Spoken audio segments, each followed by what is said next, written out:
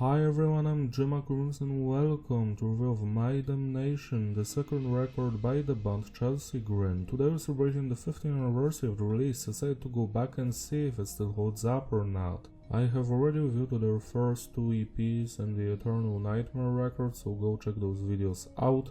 My story with this band is quite simple, and it actually starts with the song My Damnation. I've stumbled upon the music video for it back in 2012. I actually loved the tracks. I've decided to check out their discography and I've been their fan ever since. My Damnation have the classic lineup of the band, which is Alex on the vocals, Michael Stafford on the guitar, and Carson on the drums. These are the founding members who have been here since the first EP from 2008. We also got here Kharon on the second guitar, Don Johnson on the third guitar, and David Flynn on the bass. Sadly for Michael Stafford, this is his last release with the band because he decided to quit and go to the university, from what I remember. I feel like this is the worst thing that happened to this band because the quality of music dipped substantially after Michael quit. When it comes to production, it's handled by Zeus and it's tight, it's clean but heavy, no clipping, just the way I like it. I love the dark sound it has, it's very heavy but also polished at the same time. It still holds up to this very day. Message is diverse. This is a concept record about a person sent to hell for their transgressions. At first they are a tyrant, a despot, but as the story develops, the main character suffers through hell's torture, damnation, then seeks salvation and forgiveness. From what I understand, the main hero of our story finds solace in worshipping the devil, so basically the fallen king.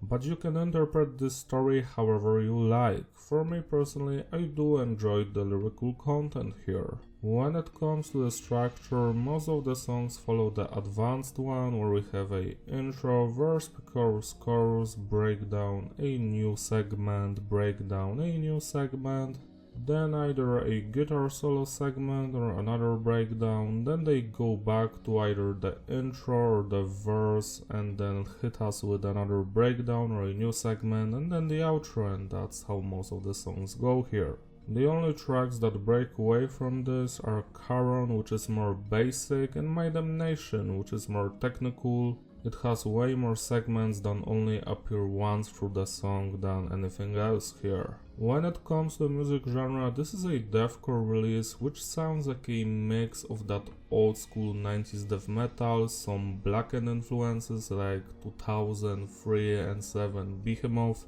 with that old school 2005 Suicide Silence sound. Some of the guitar riffs also seem a little bit inspired by Korn's Life is Peachy album. Now let's talk about the musicianship. Let's start with the band's drummer. His playing is phenomenal. I love his double bass work, his groove, his style, the precision of his playing, the tempo changes, it's all here and it's fantastic. Next we've got the bass work, which is audible. The bassist mostly follows the guitars, but we have some moments here and there where he deviates from that stuff, or only the bassist and the drummer are playing together, which is very nice.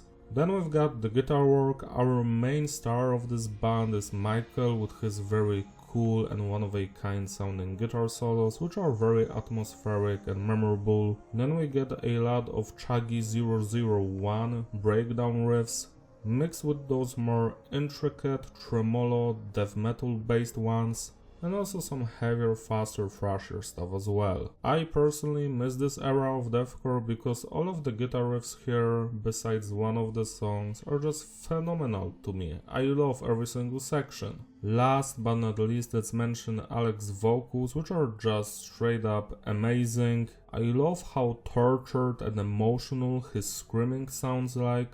It's like he's truly tormented in hell. This record truly captured the essence of his vocals.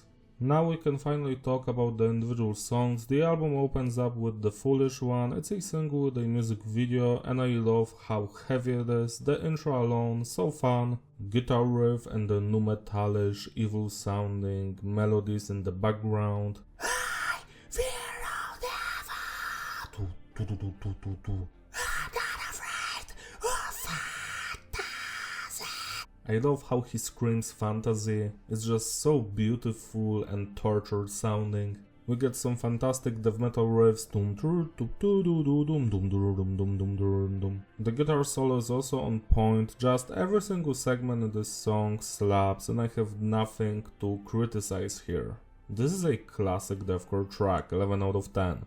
Everlasting Sleep is my third favorite Chelsea Grin song. It has everything I love, tortured vocals, fantastic guitar work, the drumming, the overall atmosphere. I love the chorus so much because of the beautiful main guitar melody underneath the vocals. When blood sets for every pore, I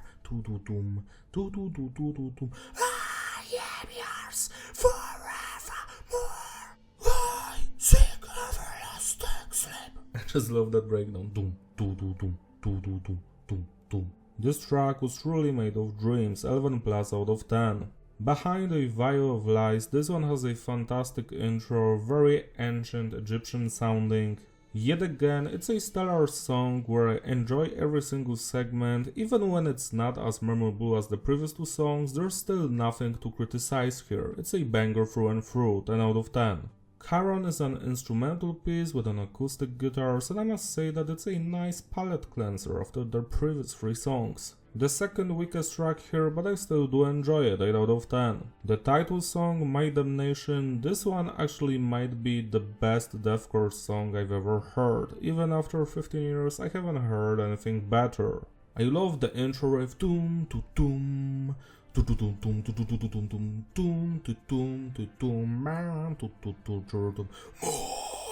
damnation. Look from my eyes and you decide how my human being.